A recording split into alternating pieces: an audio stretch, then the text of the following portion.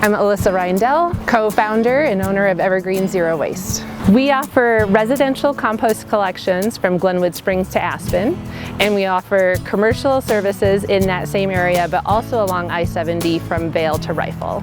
Certified compostables make it really easy for our customers to set up zero waste operations. They can create that back of house pretty easily, but to bring it to the front of house and for customers to do some sorting, they really have to do a really good job of sourcing that material, making sure it is certified and compliant with the regulations set by the compost processors. And so when they have that certified dinnerware, they can make those signs that are specific to what they have, eliminating that contamination and confusion with sorting.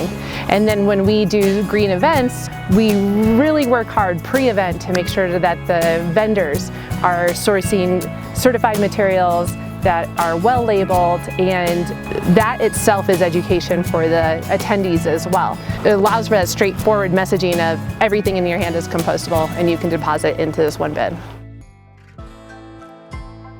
Hi, my name's Liz Mauro. I'm the manager of the South Canyon Landfill. We are a city-owned and operated landfill and composting facility in Glenwood Springs, Colorado.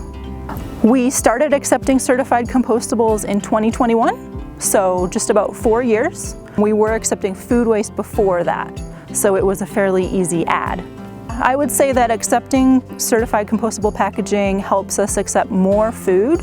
When we started accepting compostable packaging, we did not change anything about our system. We wanted to just see if it worked in our existing system first. And we found right away with the first batches that we took that it was working. And the reason we can tell that is because we are not seeing compostable packaging in our overs at all. And so if it wasn't composting, we would be seeing it on the back end. My name is Doug Oliver. We are at the Pitkin County Solid Waste Center. We get a lot of compostables from events here in the valley.